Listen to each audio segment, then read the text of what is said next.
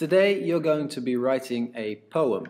A poem is a little story that usually rhymes. I'm going to teach you what a poem looks like, how to write one, and what your assignment is. Obviously, you can take notes during the video, or you can just rewind it when we're done. You will be writing your poem in groups. These groups will be the size of 4 people each. If, and I mean if, it's necessary, we can have 1 or 2 groups of 5 people or 1 group of 3 people. But that's a big if. I want groups of 4. A poem can be very long or very short. How long it is really depends on what you're trying to say. If you want to say a lot, then you need a lot of lines. Just remember that every poem is based into paragraphs, and these paragraphs always have 4 lines, no more than 4. So, however long your poem is, it's always a multiple of 4. You can have 4 lines, which is 1 paragraph. Or you can have 8 lines, which is 2 paragraphs. Or you can have 12 lines, 3 paragraphs, or 16 lines, which is 4 paragraphs. The poem you will be writing will be 16 lines. That was 4 paragraphs, remember? So that sounds like a lot, but remember, you're in a group of 4 or 5 people. And really, 1 paragraph per person is not a lot. That's 4 lines. You can do that, not a problem. What is very important is teamwork and obviously knowing how a poem works. So, what can a poem look like?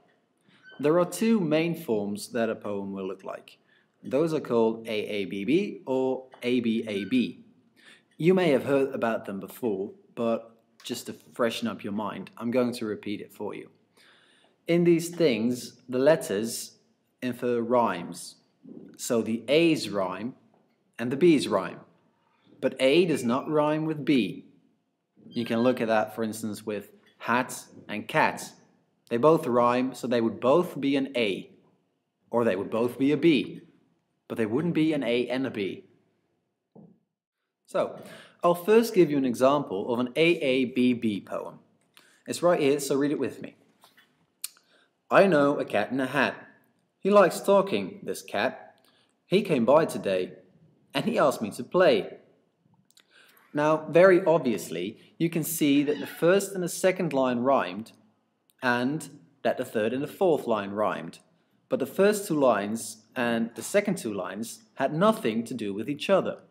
They weren't entangled. Of course, I also have an example of an ABAB poem. That's right here, so read it with me. It's the same one, only a little different. I know a cat in a hat. He came by me today. He likes talking, this cat, and he asked me to play. Now, you can see that the second and the third line have been flipped. They've been switched around, and it sounds way different. The first and the third line are both A's now. The second and the fourth line are both B's now. And the 2 rhymes are entangled. They are no longer like this. They are now like this. And that makes it sound a little more interesting. Listen to them as I put them right behind each other. I know a cat in a hat. He likes talking, this cat. He came by me today, and he asked me to play. I know a cat in a hat. He came by me today. He likes talking, this cat, and he asked me to play. Obviously, I am expecting a poem that's a little more creative than my own. It was just an easy example that allowed me to flip it around. Your poem is going to be 16 lines, and it has to be a little deeper than this. It has to be 4 paragraphs of 4 lines, and each line must have more than 7 or 8 words. It shouldn't be too simple after all. So, what are you going to write your poem about? Really? I don't care. You can write it about the cat in the hat, or you can write about your hobbies, or your pets, going out, dating, sports, whatever suits you. It's fine by me. But remember, this is a group effort. your entire group has to agree on one subject. I don't want to have one poem where 4 subjects are discussed, with one paragraph maybe about football, one paragraph about tennis, and 2 paragraphs about dogs. I don't want that. I want 4 paragraphs about football, 4 paragraphs about tennis, or 4 paragraphs about dogs, or whatever topic you want, really.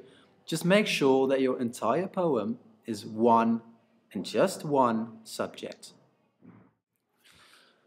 I'm going to leave it entirely up to you which form you're going to use. Just remember that this is a group effort. You can use the AABB form or the ABAB form. I don't mind, but you as a group have to agree on it. Everyone has to know which form it'll be. You will then type out your poem on one laptop. Only one. You'll create groups, put your tables in these groups, take one laptop, put it in a central position where everyone can see it, everyone can think along, and you'll write your poem. When it's done, you can send it to every member of the group. This is the digital age. There is no excuse for you not to have a laptop, not to have an email address, especially on this school. So I want everyone to own this poem. Then what you're going to do is not email it to me, because my email is very unreliable, I'm afraid, but you're going to print it out and you're going to hand it in next lesson. Everyone can do this individually if they want to, but it's much easier if you just put all your names under a poem and hand it in to me. I won't lose it, I promise. That's easy for me to grade, and it's a lot less work for you as well. Obviously, if you have any further questions, feel free to ask me. I'm still around, it's not just digital me. Also, you can press replay at the end of this video if you want to see it again. Now, I'm gonna have to go. I wish you very much luck with doing this, but I'm sure you'll be just fine.